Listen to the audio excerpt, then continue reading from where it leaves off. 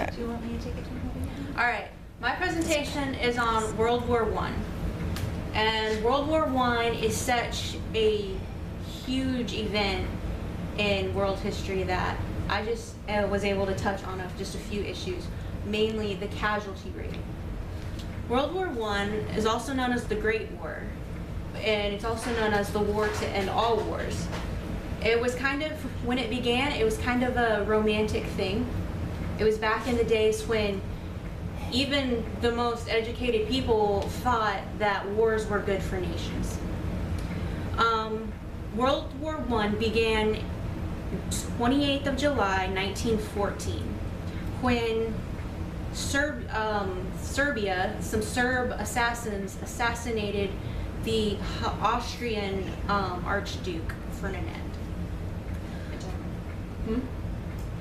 Austria retaliated by invading Serbia, and Russia thought that Serbia shouldn't be invaded, and so they declared war on Austria. As a result of that, Germany declared war on Russia, and when Russia declared war on Germany, Germany also declared war on France because Germany was declaring war on everyone. Great Britain thought that France was just a little too close to home, and so they then declared war on Germany, escalating everything. Italy originally was part of the Central Powers, but changed his mind like what Italy always does and became one of the Allied powers. So the main players in the war are the Allied powers, which is Great Britain, France, Italy, United States of America, which entered way later, Russia, Serbia. Now, there's also the smaller Commonwealth and just the smaller countries, which I did not list. There was a lot of countries involved. The Australia. Well, Commonwealth.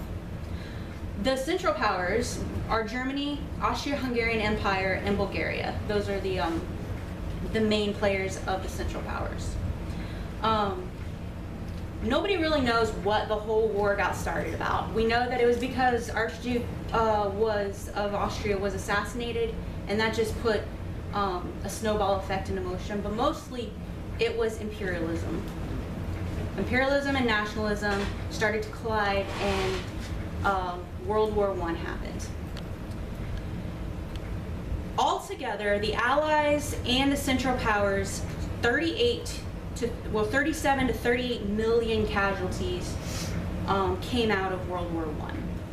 37 to 38 million. The death toll of World War I was unprecedented and ranged from disease, mostly in the trenches, gassing, a new form of warfare, wounds, shell shock, making the Great War one of the deadliest conflicts in human history. Countless more suffered disfigurement, shell shock, lasting injuries for the remainder of their lives. Others remain classified as missing in action, never to be seen by their families again. The USA declared war on Germany in 1917, mostly because of the sinking of the Lusitania, but also because Germany is trying to talk Russia into invading the US that way, and that was making everyone nervous, so they went ahead and declared war. The USA mobilized 4.3 million men to Europe. Of these 4.3 million men, the casualties totaled 350,000 of 4.3 million. In 1918, the war ended. There was just like the War of 1812, there was really no victors that happened. Everybody just got tired of fighting, and they called an armistice. An armistice is just a ceasefire. Getting ahead. The armistice was signed on the 11th hour of the 11th day in the 11th month in the Compiègne forest, bringing 4 years of conflict to an abrupt ceasefire, ending the war to end all wars. Does that mean 11 a.m.? Yes. Yes. Of the 4.3 million men mobilized, 121 Americans received the Medal of Honor for their distinguished acts of heroism.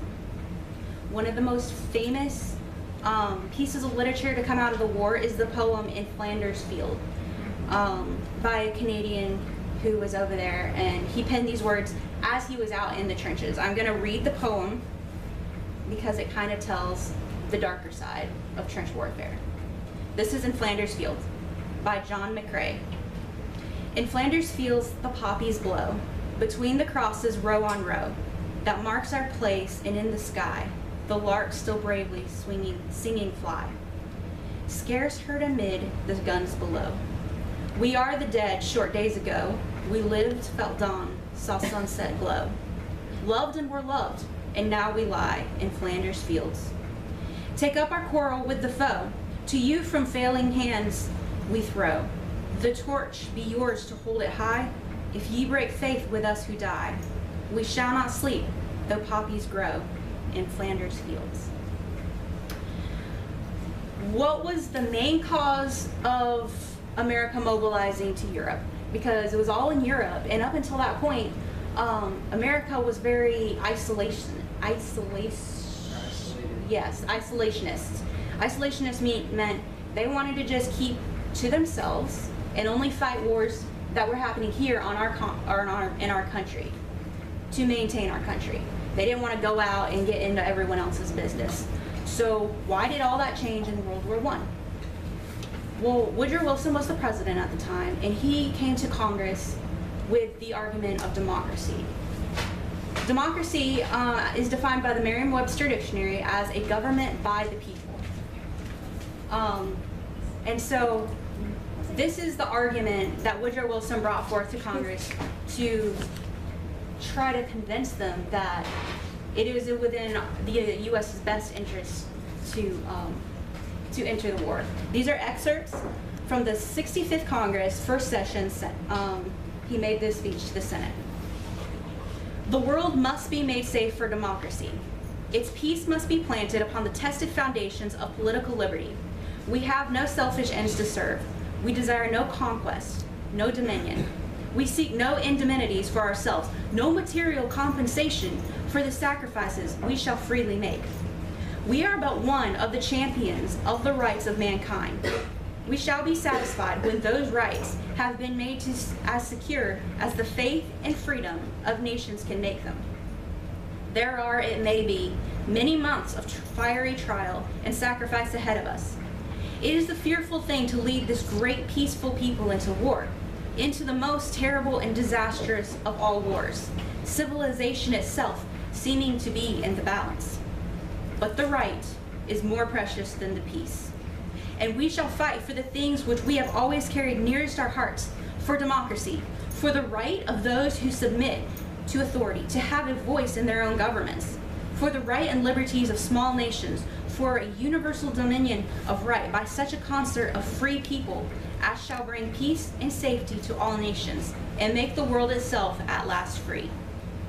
To such a task we can dedicate our lives and our fortunes, everything that we are and everything that we have, with the price of those who know that the day has come when America is privileged to spend her blood and her might for the principles that gave her birth and happiness, and the peace which she has treasured. God helping her, she can do no other. This short speech embodies why America entered World War I. It was for freedom. It was for the security of democracy. It was the brave troops who endured hell on earth to preserve democracy who we remember today. We owe it to our fallen heroes to continue the struggle to at last make the world safe for democracy. We must not forget their sacrifice. The war to end all wars did not end all wars, but it did prove how far American men and women are prepared to go in the defense of freedom. It proved that even in this most terrible of wars, when our country called, America answered. This is a quote by the political writer from the American Revolution, Thomas Paine. Those who expect to reap the blessings of freedom must, like men, undergo the fatigue of supporting it. America did that in World War I. Admiral Chester W. Nimitz said of the men and women who have died for our country, "They fought together as brothers in arms. They died together, and now they sleep side by side, To them, we owe a solemn obligation, and that is what today is all about. I have here on my poster a red poppy. Shortly after the war, this was dedicated. The red poppy was adopted after the war as a symbol of remembrance.